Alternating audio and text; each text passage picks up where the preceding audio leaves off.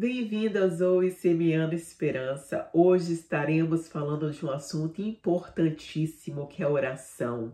Por que orar? Por que se dedicar à oração? Por que perseverar em oração? Estaremos lendo Colossenses capítulo 4, 2, que diz assim: dediquem-se à oração, vigiando por meio delas de ações de graça. Outra passagem muito importante é 1 Tessalonicenses 5,17, que diz: orem sem cessar, ou seja, orem constantemente. Então, por que orar? Bom, a resposta simples e indireta já está aí. Simplesmente porque a palavra de Deus nos ensina a orar. A palavra de Deus não só nos recomenda, mas nos manda a orar. É um ato de fé, de prática, que vai nos fortalecer e aumentar a nossa conexão com Deus. Então, eu estarei aqui expondo algumas razões por que orar com textos bíblicos, mas a primeira dela é a obediência à palavra de Deus.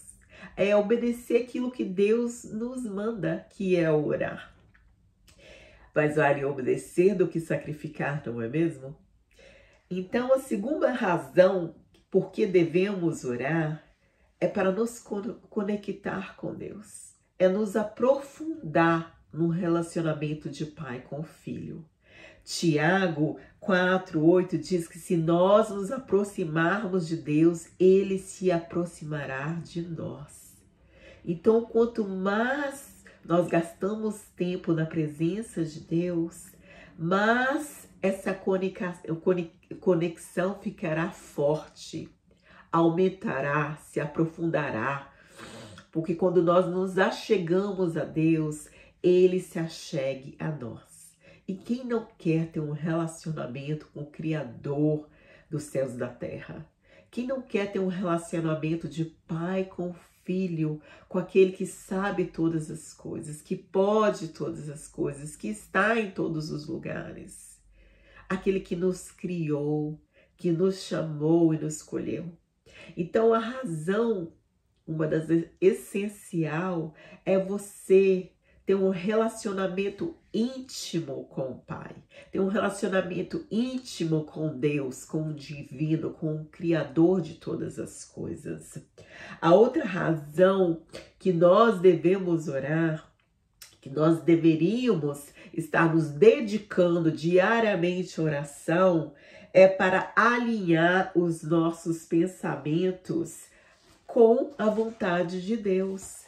Alinhar os nossos sentimentos e os nossos pensamentos. E nós vemos isso com vários exemplos da vida de Jesus. O que eu estarei lendo aqui será Mateus, no capítulo 26. Eu estarei lendo alguns versículos, 39 e 42. Mas se você quiser, você pode ler desde o 36. Que é Jesus no Getsema. Fala ali que a alma dele estava profundamente triste, angustiada. Jesus sabia da sua missão. Jesus veio para cumprir essa missão. Mas durante a proximidade de cumprir aquilo que ele tinha que fazer, a alma dele o perturbou. Trouxe uma tristeza profunda, trouxe uma angústia. E quantas vezes as nossas emoções tentam nos sabotar, tentam atrapalhar aquilo que Deus tem para as nossas vidas, de cumprir a visão e a missão que Deus deu para nós. Então, o que nós temos que fazer? Temos que fazer como Jesus fez, orar. Lá no versículo 39 diz assim: prostrou-se sobre seu rosto, orando, dizendo: meu Pai, se possível, passe de mim esse cálice, todavia não seja como eu quero, e sim como tu queres. Vemos também no versículo 42 que diz: tornando-se a retirar-se, orou de novo, dizendo: meu Pai, se não é possível, passa de mim esse cálice sem que eu beba. Faça-se a sua vontade. Ou seja, se não pode passar, se não é possível passar o cálice sem o bebê, que cumpra a sua vontade. Em 44 vemos que ele volta a orar e diz pela terceira vez, repetindo as mesmas palavras. Por quê? Porque Jesus queria que as suas emoções e os seus pensamentos estivessem alinhados com a vontade de Deus. Ele viu essa necessidade de aquietar a alma dele, de aquietar todo o barulho da mente e foi falar com Deus, com aquele que dá paz, que excede todo entendimento, aquele que poderia fortalecê-lo, consolá-lo e ajudá-lo a continuar na missão. Então, nós temos que orar para alinhar a nossa vontade, o nosso pensamento, as nossas emoções, os nossos sentimentos com Deus. Porque às vezes sabemos os planos de Deus para a nossa vida, sabemos a visão e a missão que Deus nos deu,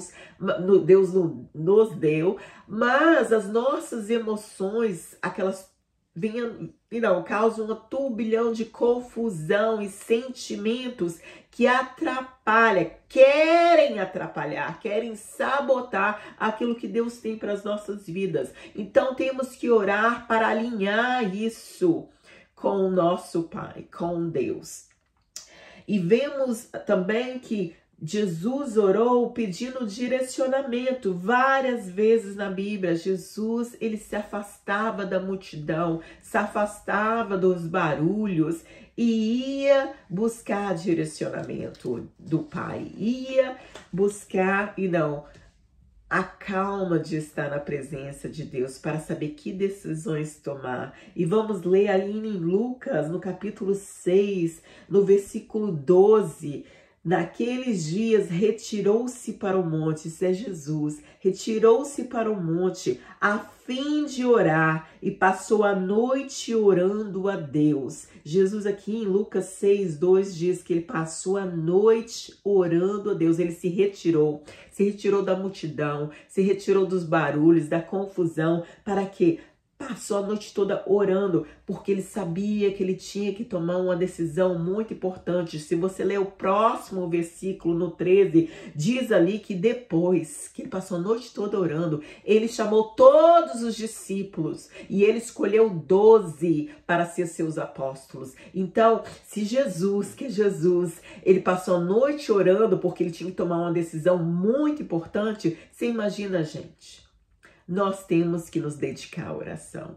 E quando precisamos de um direcionamento específico, uma orientação específica, nós devemos buscar ainda mais, devemos orar ainda mais antes de tomar essa decisão para as nossas vidas.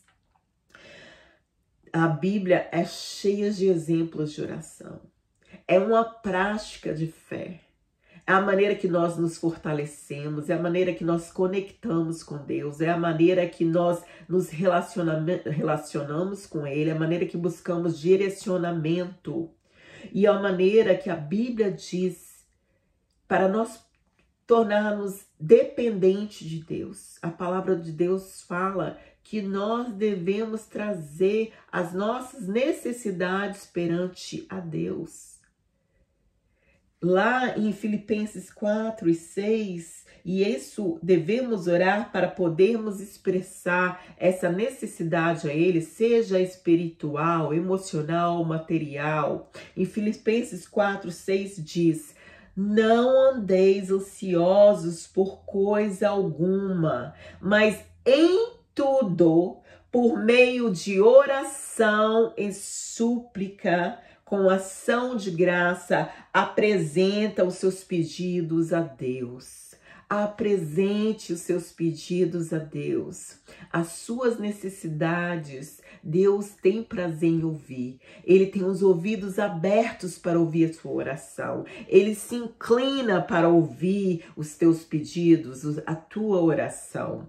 A palavra de Deus diz lá em Lucas 11, 11, que se o filho pedir pão, não daremos pedra. Se o filho pedir peixe, não daremos cobra. E se nós que somos maus sabemos dar bons presentes aos nossos filhos, imagine Deus, que é todo bom, é todo puro, é todo santo, é misericordioso, ele tem prazer em suprir as nossas necessidades. E eu termino aqui com Filipenses, capítulo 4, no versículo 19, que diz assim: e o meu Deus, segundo a sua riqueza em glória, há de suprir em Cristo Jesus cada uma de vossas necessidades.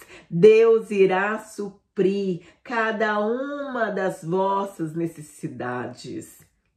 Nós só precisamos conversar com Deus.